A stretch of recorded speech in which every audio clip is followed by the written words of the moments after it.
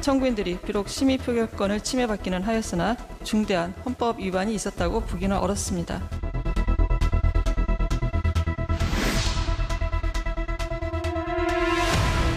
편파적인 편향적인 시각을 가진 이 5명의 재판관이 결국은 법치주의와 민주주의보다는 오히려 자신들의 편향적인 시각에 따라서 결정을 했기 때문에 오늘 결국은 의회 독재에 손을 들어준 이러한 결정이 나왔다고 생각을 하고,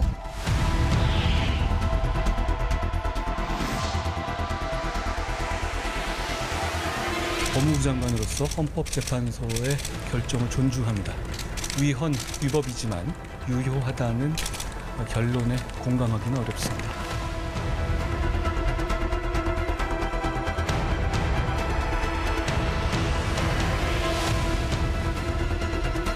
편향된 시각을 가진 그 헌법재판관들, 문재인 정권에서 자기 편만 임명했던 그것의 부작용이 드러난 것이라고 보고 있습니다. 한동훈 법무부 장관은 이번 헌법재판소 판결에 책임지고 사퇴해야 합니다.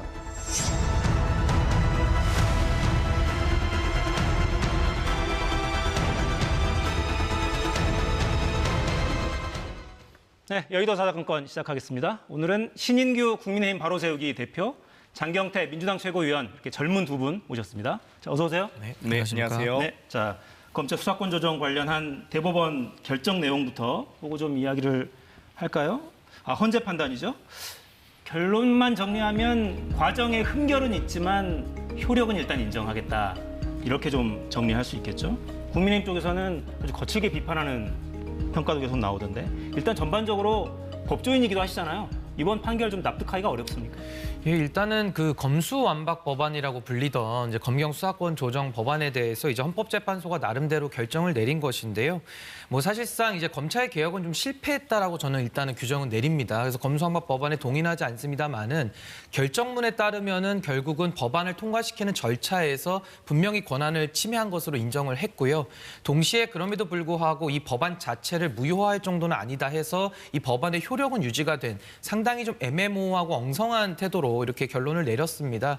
그래서 저는 사실은 이 법안을 통해서 결국은 이제 검찰에 대한 이제 그 개혁도 사실상은 뭐 완전히 이뤘다고 볼 수도 없는 것인데, 사실상 그 지금 헌법재판소 결정에 또 양당이 불복을 하고 있지 않습니까? 그래서 끊임없는 이 법안을 둘러싼 이제 공방은 이제부터 또 시작될 것이다, 저렇게 예상을 합니다. 네, 자, 그러니까 뭐 내용은 이겁니다. 법사위원장이 미리 가결 조건을 만들었다. 그래서 법안을 조정하고 심사하고 토론할 기회 없이 의결이 이루어졌다. 이런 결정문 내용이 있고요. 다수결 원칙을 위반했다. 이런 내용도 있었어요. 어떻게 받아들이십니까? 크게 두 가지 측면에서 구분해서 볼 수 있는데요. 첫 번째는 한동훈 장관과 검사 6명이 권한쟁의 심판 넣은 부분입니다. 한동훈 장관은 이 검사가 아니기 때문에 아직도 본인이 검사인지 착각하고 있는데요. 각하가 되지 않았습니까? 당사자 적격이 없다, 이런 당사자 판단이죠. 자체가 아니었고요. 검사 6명 또한 이 검사의 권익을 침해하지 않았다라고 기각이 된 바 있습니다. 그렇기 때문에 완벽하게 한동훈 장관의 완패라고 보고요. 국민의힘이 제기한 이 권한쟁의 심판에 대해서도 법사위 과정에 절차에선 이 흠결이 있으나 효력은 충분히 유지된다라고 했기 때문에 법사위에 마저도 효력이 인정받고 있고요. 본회의에서는 절차와 효력 모두 인정하고 있습니다. 그렇기 때문에 국민의힘이 요구하는 4가지 사안 중에서 단 한 가지만 아주 일부 인용됐다. 아주 극히 일부라고 말씀드릴 수 있겠습니다. 네, 아주 극히 일부 인용됐다. 역시 판단이 완전히 다르죠. 검찰 개혁이 사실상 실패했다고 판단하셨고 극히 일부다, 이렇게 이야기했습니다.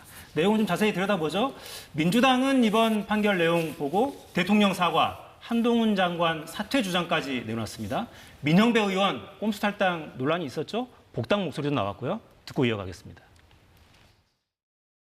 한동훈 장관은 윤석열 검사 정권의 2인자라는 오만함에 그리고 권력의 치에 국회 입법권에 대한 무도한 도전을 서슴지 않았습니다. 한동훈 장관이 자진 사퇴하지 않는다면 윤석열 대통령은 인사권자로서 즉각 한 장관을 사퇴시켜야 할 것입니다. 어제 우리 당대표가 이거 정치재판이다 이렇게까지 이야기했는데요. 아니 이런 과정에 대해서 왜 대통령이 사과하고 한동훈 장관이 사퇴해야 됩니까? 저는 이 헌재의 결정을 가지고도 또 다시 민주당이 이걸 정쟁화하는 거 이러면 안 된다고 생각합니다. 국민들의 법 감정으로도 민영배 의원의 위장 탈당은 있어서는 안 되는 행위 아닌가요? 민주당뿐만 아니라 민영배 의원도 사과를 해야 되고 거기에 책임지는 자세를 저는 가져야 된다고 봅니다. 이제는 재판이 끝났기 때문에 얼마든지 그것은 자유롭게 당적에 관한 자유로운 거취가 가능하다고 저는 봅니다. 복당하세요라고는 안 했고 본인의 당적 복귀의 의사를 존중할 필요가 있다 이렇게. 자, 사안을 나눠서 좀 볼까요? 민영배 의원 이야기부터 좀 하죠. 그러니까 그 법사위 과정에서 일부 문제가 있었다는 헌재 결정문의 내용도 이미 있고 민영배 의원을 복당을 받아들이자 이런 기류가 민주당 내에는 더 많다 이렇게 봐야 되는 겁니까? 뭐 여러 가지 논의가 있을 수 있습니다만 뭐 중요한 것은 여러 가지 탈당 과정에서 국회의원으로서의 의정 활동으로 간주한다는 점입니다. 그렇기 때문에 이 아마 헌법재판소에서도 여러 가지 국회의원의 탈당 혹은 여러 가지 의정 활동의 정치적 결심에 대해서 존중하기 때문에 법사위에서의 효력도 인정했다고 보기 때문에 어찌됐건 이 민영배 의원님의 이 정치적 결단에 대해서 민주당으로서는 충분히 존중해야 된다는 취지가 많이 나오고 있는 것이고요. 또 그 취지를 존중한다면 여러 가지 자연스럽게 복당도 가능하다고 보고 있습니다. 가능하다. 저는 뭐 이번 절차에서도 사실 지적됐다시피 민영배 의원의 위장 탈당이라고 하는 이런 절차 민주주의의 상당한 침해를 지금 헌법재판소가 명확하게 인정을 한 거거든요.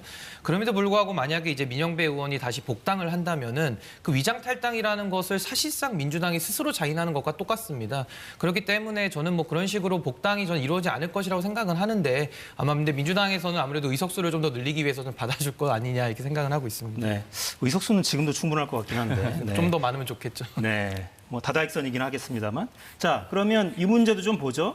그러니까 검찰과 법무부에서 소를 제기할 때는 이 헌법 조항을 들어서 좀 이야기를 했었어요.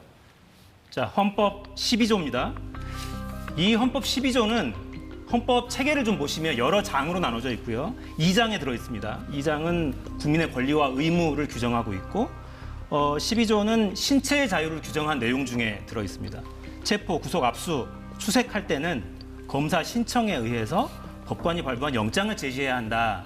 이 조항을 들어서 이게 검사의 헌법적 권리, 권한을 규정한 것이기 때문에 이걸 박탈하면 안 된다라는 내용으로 취지로 일단 문제 제기를 했던 거고요.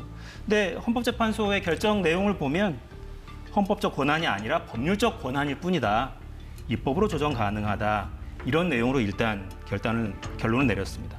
자, 민주당에서는 장관 사퇴까지 요구하고 있어요? 어떤 취지입니까? 뭐 원내대표께서는 장관께서 사퇴해야 된다라는 요구를 하고 있습니다만 어찌됐건 그동안 시행령 통치라든지 꼼수 시행령으로 법이 정한 범위 바깥의 시행령을 만들어서 여러 가지 수사와 기소를 분리했음에도 불구하고 검찰이 계속 수사권을 남용해 왔기 때문에 이런 부분에 대해서는 법무부 장관이 법을 지키지 않았고 또 이 법을 지키지 않는 과정에서 헌법재판소의 판결이 나온 만큼 거기에 대한 정확한 판단은 본인이 결심해야 된다라는 주장이고요.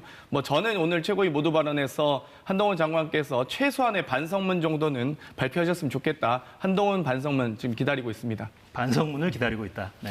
근데 저는 뭐 갑자기 뜬금없이 한동훈 장관 탄핵 얘기가 나오니까 이건 민주당이 상당히 그 언어 인플레가 심하거든요. 어떠한 사안이 발생했을 때 그 사안을 구체적으로 지적하는 것이 아니라 가장 극단적인 조치를 갖고 와가지고 일단 크게 먼저 그 구호를 외치는 약간 그런 식인데 지금도 헌법재판소에서 민주당이 절차 민주주의를 위반했다라고 명확하게 인정을 했고 검수완박 법안에 대한 효력은 그대로 놔둔 것이거든요. 그런데 갑자기 왜 뜬금없이 법무부 장관의 탄핵을 갖고 나오는 것인지 국민들께서 이해할 수는 없을 거라고 보고요. 한동훈 장관이 시행령에서 그 범위를 넓혔다는 아마 그런 비판의 지점이실 텐데 그 부분을 국회가 바로잡으면 될 일이라 저는 이렇게 생각합니다. 근데 이 헌재 판결이 절차적 하자였다면 효력을 인정하지 않았겠죠. 다만 이 심의 표결권을 일부 제한했다라는 점이었습니다. 그렇기 때문에 좀 하자와 좀 다르게 구분해서 말씀하셨으면 좋겠고요. 한동훈 법무부 장관 아니겠습니까? 한동훈 환경부 장관입니까? 법무부 장관이 이 법적 테두리 내에서 법을 위반하면서 시행령을 제정해서 검찰의 수사권을 남용했기 때문에 법무부 장관으로서 소위 직권남용을 한 거다. 앞으로 헌재 판결 이후에도 이 지금의 시행령을 유지해서 또 지금의 시행령에 준해서 검찰이 수사권 남용해야 된다고 보십니까? 그럼 헌법 위반인데요. 지금 현재 판결이 나왔는데도 그 시행령 유지해야 된다고 보세요? 그러니까 지금 시행령에 대해서 잘못된 부분이 있으면 그걸 지적하라고 제가 말씀을 드린 것이고 아까 장경태 의원님께서 말씀하신 대로 권한을 제한했다 이렇게 얘기하셨는데요. 법무부 장관이 법을 어겼다는 게 판결이 나온 것 아니겠습니까? 명확하게 권한 침해에 대해서 인용을 했다. 그것이 헌법재판소의 결정문이니까 그건 한번 살펴보시면 될 것 같습니다. 네. 그러니까 제가 이 부분은 좀 법조인이기도 하시니까 질문을 좀 드려보고 싶은데 헌법의 규정을 보면 이 부분이 국민의 권리, 국민의 신체의 자유를 함부로 제한하지 말고 반드시 법률에 의해서만 하라 이런 취지인 거잖아요. 근데 이런 조항을 들어서 검찰의 권한을 침해했다는 취지로 지금 헌법재판소의 판단을 구한 건데 이 자체는 받아들일 수 있는 겁니다. 그러니까 이제 검사의 영장 청구권이 헌법에 규정돼 있기 때문에 검사가 수사의 주체다 이런 논리거든요. 근데 거기에 대해서는 어제 현재 결정문에서도 뭐 수사권에 대해서는 널리 입법의 재량권이 인정되기 때문에 꼭 검사만 해야 되는 건 아니다 이제 이런 취지거든요. 그래서 그 부분에 대해서는 이제 수사권에 대한 이제 시행령으로 넓혀놓은 부분을 지금 아마 장경태 의원님이 지적하시는 것이고 이 부분에 대해서 바로잡기 위해서는 국회가 법안으로서 시행령으로 못 바꾸게끔 그 조항을 또 개정을 하면 됩니다. 그러니까 입법적인 조치를 충분히 할 수 있음에도 불구하고 뭐 장관에 대해서 탄핵을 매일 시도 때도 없이 언급하는 것은 민주당의 근육자랑 아니냐. 이번에 검수완박 법안에서도 근육자랑 하다가 지금 여기까지 현재까지 가가지고 권한침해 인용까지 지금 받은 거 아닙니까? 그런데 지금도 또 국회의 권력을 가지고서 시도 때도 없이 탄핵을 얘기하는 것이 과연 국민들께 소구력이 있겠느냐. 저 이 부분을 말씀을 드리는 겁니다. 자, 한동훈 장관의 반성문을 기다리고 있다고 장경태 최고는 말씀하셨는데 뭐 반성할 건 반성을 해야 되겠지만 그게 꼭 탄핵하고 연결되는 건 아니라고 생각합니다. 한동훈 장관이 법무부 출입 기자들에게 문자 메시지를 보내서 입장문을 냈어요. 입장문의 맨 마지막 문장만 제가 읽어드리겠습니다.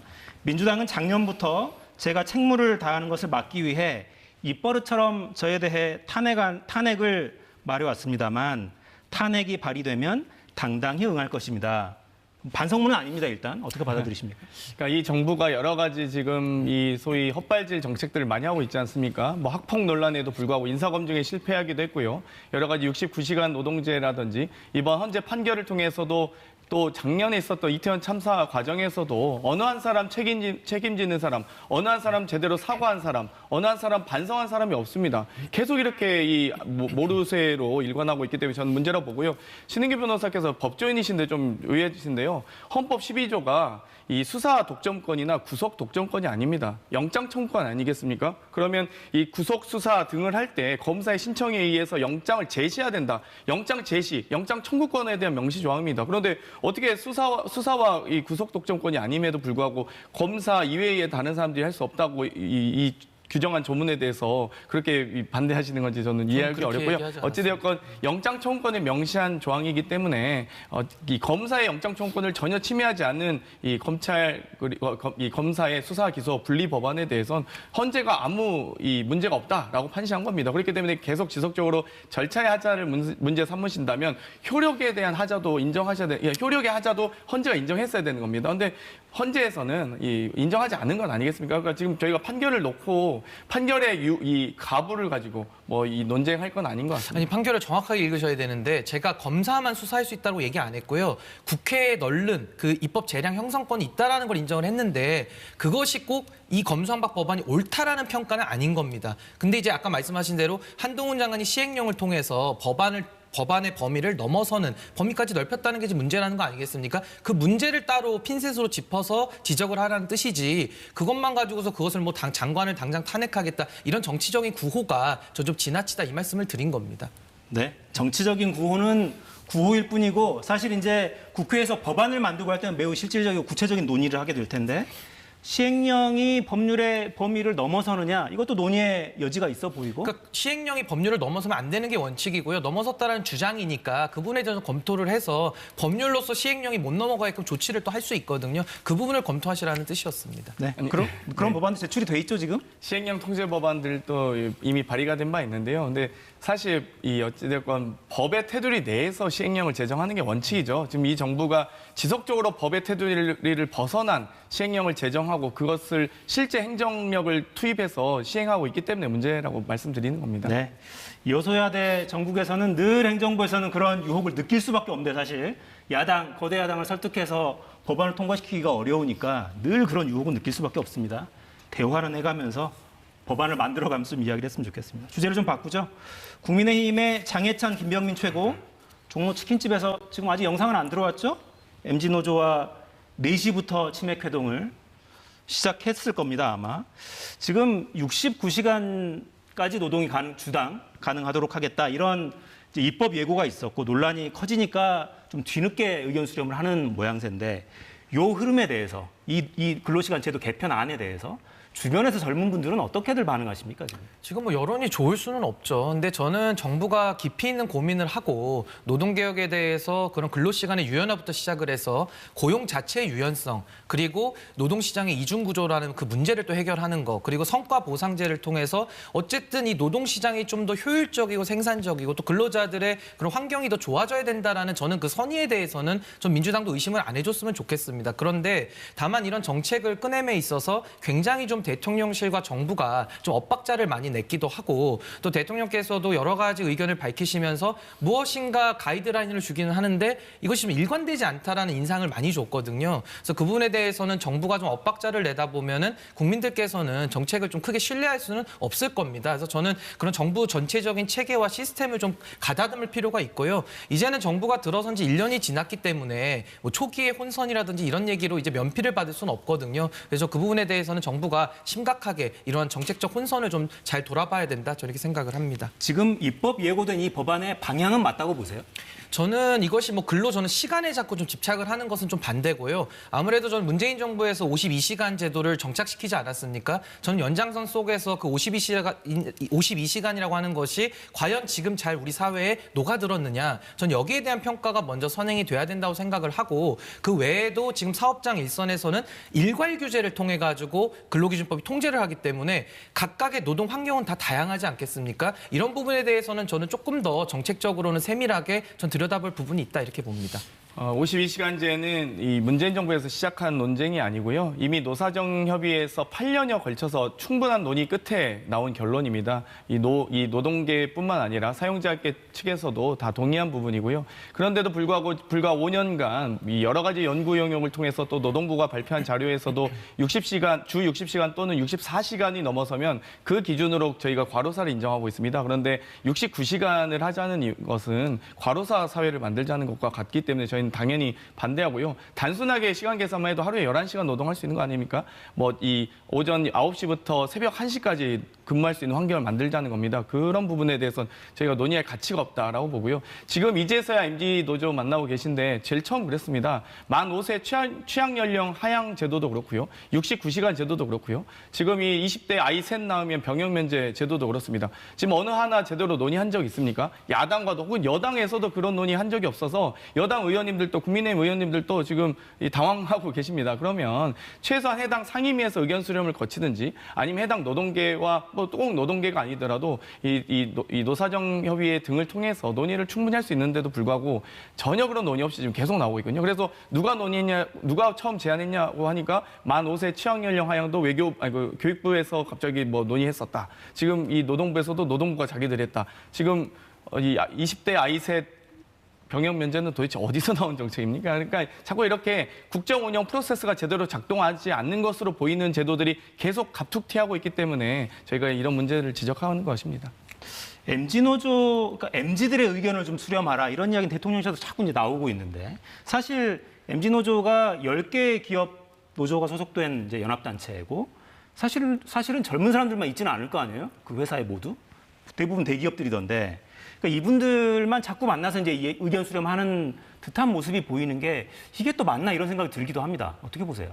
근데 뭐 이제 MG 노조라는 게 상당히 이제 최근에 나온 노조기 때문에 좀 많이 익숙치는 않으실 텐데 뭐 노조들 다양하게 저는 의견 듣는 건 좋다고 생각을 합니다. 거기도 뭐 어느 한쪽만의 얘기를 또 들을 건 아니고요. 산업 현장 전반의 이야기를 들어봐야 되는 것인데 지금 뭐 장경태 의원님께서도 말씀하셨다시피 일에는 추진하는 그 순서가 있지 않습니까? 그러니까 아무래도 정책을 발표하기 전에 내용을 충분히 숙지하고 또 충분히 의견 수렴을 해가지고 뭐 이것이 정말 산업 현장에 적용됐을 때 당장의 부작용은 없는지 이런 것들 좀 다각도로 따진 다음에 천천히 진행해도 될 일을 조금 급속히 진행을 하다 보니까 이런 혼선이 있는 것이고 정책을 던진 다음에 의견을 수렴하고 문제가 생겼으니까 다시 처리하겠다. 이런 식으로 계속 가게 되면 정책에 대해서 국민들이 신뢰를 보낼 수 없지 않겠습니까? 그래서 이런 부분에 대해서는 저는 이 내용에 대해서는 아까 장경태 의원님 말씀하신 대로 더 이것이 근로를 더 시키자는 뜻도 아니었거든요. 뭔가 그런 유연성과 선택성을 줘서 69시간을 일하더라도 다른 때는 좀 쉬게 하자라는 좋은 취지로 출발했음에도 불구하고 굉장히 좀 안 좋은 결과를 낸 좀 안 좋은 예 같습니다. 뭐 여러 가지 이 고용노동부에서 상생형 임금 체계 개편 등도 제안하고 있던데요. 부디 상생이라는 것 자체가 이 여러 가지 호봉제를 폐지하고 여러 계약직으로 전환하는 과정이 아니길 바라고요.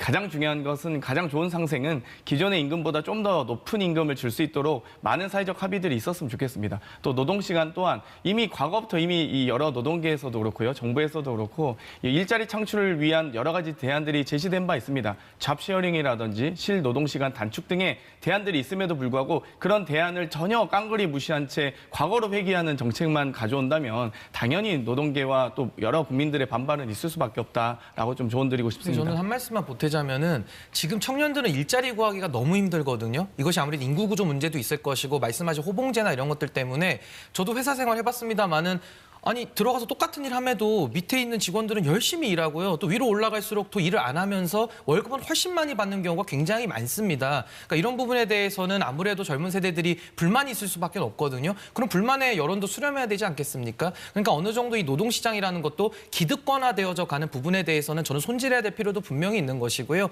그런 것들을 통해서 생산성을 높이고 일자리들도 좀 더 늘릴 수 있다면은 저는 좀 더 사회적 합의를 이루긴 좋을 것이다 이렇게 평가합니다. 근데 입법 취지대로만 꼭 흘러가지 않더라고요. 경험상 보면.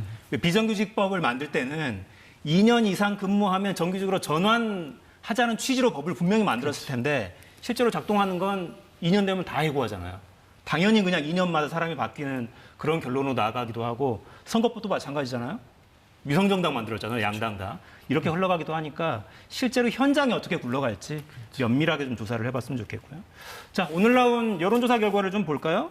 대통령 직무수행 평가는 이렇게 나왔습니다. 긍정평가가 미세하게 올랐고 부정평가는 미세하게 줄었죠. 자, 부정평가 왜 그렇게 생각하십니까? 이유를 좀 여쭤보면 다 외교를 드십니다. 긍정이든 부정이든. 자, 자세한 내용은 중앙선거여론조사심의위원회 홈페이지에 가서 보시면 되겠고요. 자, 방일 과정에서 이게 미래를 위한 선택이다라고 대통령실은 누차 이야기해왔고 젊은 세대들은 일본에 대해서 호의적이다. 최근에 그 일본산 애니메이션 얼마나 많이들 보느냐. 여행도 많이 가더라. 뭐 그런 이야기도 계속 내놓았고요. 주변에서 젊은 층들은 이번 방일 외교 어떻게들 평가하시던가요?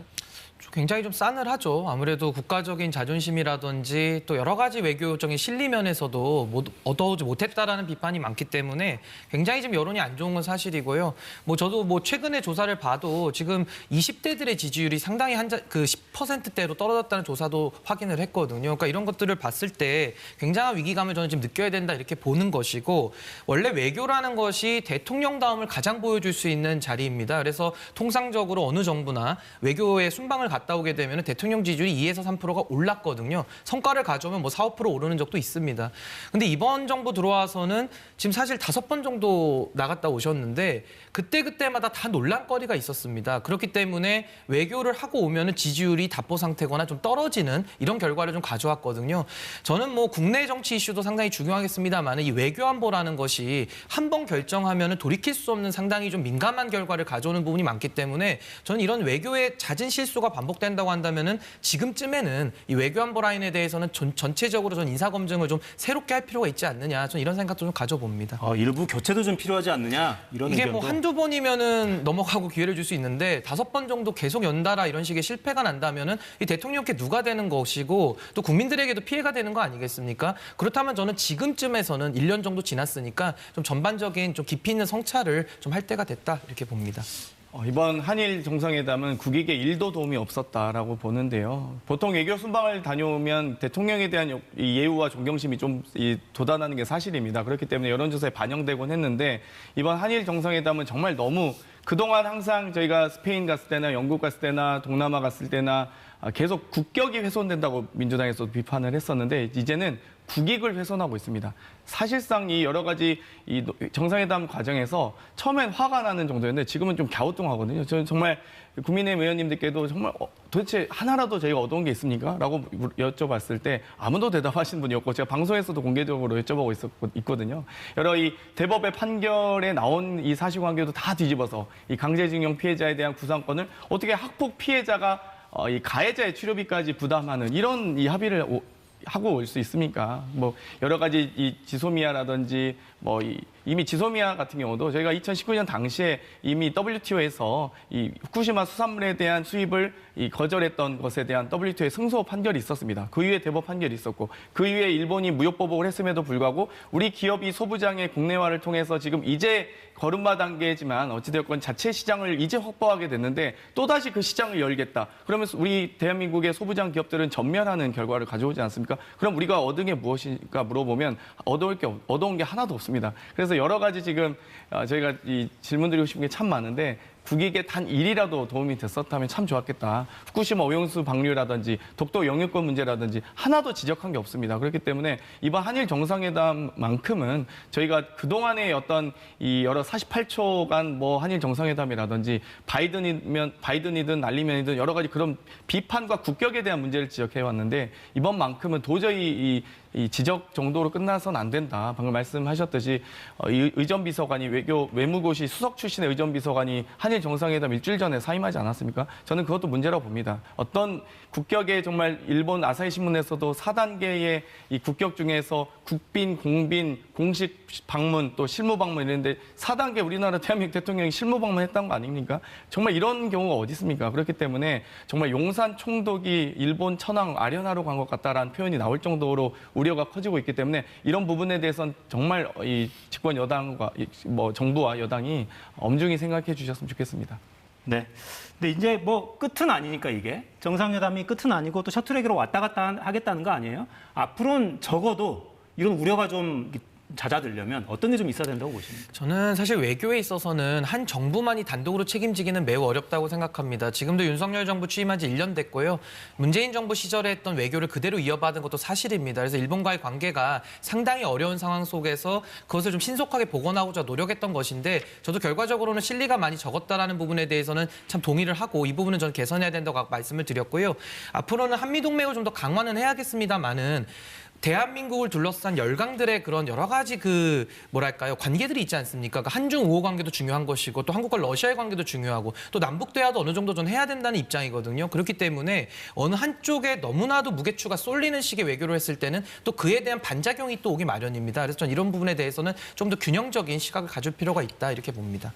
신인규 대표님은 이제 국민의힘을 변화시키자라는 분이셔서 저도 존중하면서 참 응원하고 싶은데요. 어찌되었건 일본과의 관계가 저희가 절교한 사이는 아니지 않습니까? 그래서 복원이라는 표현은 좀 적절하지 않다고 생각합니다. 일본은 엄연한 우리 대한민국의 수교 국가고요. 일본과의 교류는 계속 지속적으로 이어져 왔습니다. 다만 이 최근에 있는 여러 가지 경제 무역 보복에 대해서 또 후쿠시마 오염수 방류에 대해서 저희가 이 대한민국 국민을 지키기 위한 노력을 할 수밖에 없다. 대한민국 정부의 1순위는 대한민국 국민 아니겠습니까? 이런 부분에 대해서 저희가 일본 정부에 당당하게 지적해 왔던 것이지 일본 정부와 우리가 싸우거나 전쟁 국가도 아니고요. 전혀 관계가 나빠질 건 없었습니다. 네. 이번이 끝은 아닐 테니까 조금씩 성과를 더 만들어 나가는 그런 외교를 지금부터라도 이렇게 좀 했으면 좋겠네요. 자, 주제를 좀 바꾸죠. 이재명 민주당 대표는 오늘 울산에서 열린 현장 최고위 참석했더군요. 자, 기소 시에는 직무를 정지한다. 이 조항에 대한 예외로 인정받으면서 논란이 계속됩니다. 발언들 들어보겠습니다.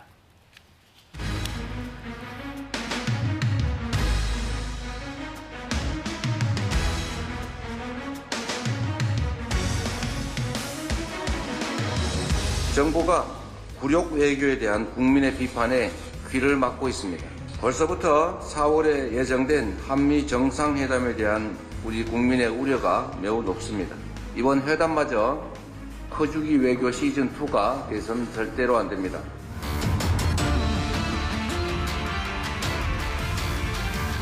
제가 볼 때는 크게 앞으로 대표의 퇴진에 관한 문제는 거론하실 분이 별로 안 계신 것 같아요. 이재명 대표가 당대표직을 그대로 유지하는 것이 과연 당당한가 하는 점에서는 저는 동의하기 어렵습니다. 이재명 대표가 결단을 자신의 신상에 관해서 정리가 필요하죠. 고치 정리가.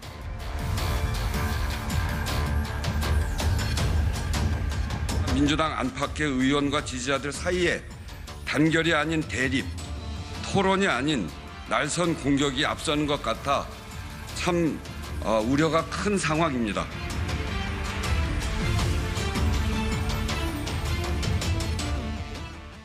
네, 우원식 의원은 사사건건 출연해서 했었던 버스에서 내려와 운동을 오늘 공식적으로 제안을 했군요. 자, 자, 이재명 대표 질서 있는 퇴진 뭐 이런 이야기도 한동안 좀 회자가 됐었고 이상민 의원 지금도 그런 비슷한 이야기를 하고 있는데 당내에 이런 목소리가 소수입니까?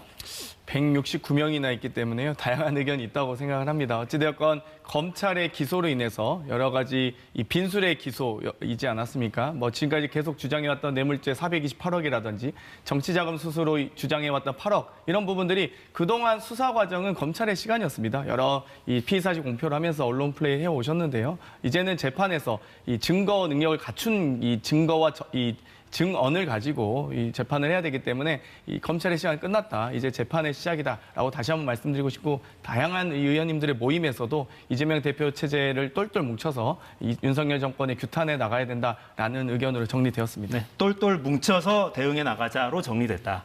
근데 저는 사실 보통은 이게 양당에 다 있는 규정인데요. 이제 기소되거나 하면은 중요 범죄에 대해서는 이제 당직을 정지시키고 자리에서 내려오는 것이 보통의 상례입니다. 근데 지금은 가만히 보면은 이제 기소가 돼도 이제는 정치적 책임 안 지겠다는 거니까 사실 이제 정치의 영역도 다 사법화되고 되고 있다 이렇게 보거든요. 굉장히 이건 안타까운 면이고요. 그러니까 지금 뭐 김용민 의원 같은 분은 뭐 1심 판결 나와도 뭐 못 믿겠 뭐 계속 간다 이런 식으로까지 얘기하고 있지 않습니까? 그럼 대법원 판결 나오면 또 대법원 판결은 또 인정하겠습니까? 이런 생각이 계속 꼬리에 꼬리를 물거든요. 그렇기 때문에 저는 사실 정치 영역에서는 기소가 되면 당직에서 내려오고 그것이 무죄로 입증이 됐을 때 다시 돌아오면서 국민적 평가를 받는 것이 저는 맞다 이렇게 보는데요. 이번에 민주당이 이런 결정을 함으로 인해서 결국은 이재명 대표와 공동 운명체로 가는 것을 선택을 했고 전 이 부분에 대해서는 국민들께서 엄중하게 심판하실 것이다 이렇게 생각합니다. 네, 아마 성적표는 내년 4월에 나올 겁니다. 총선이 있으니까요. 네, 장경태 최고, 신인규 대표였습니다. 두 분 감사합니다. 감사합니다.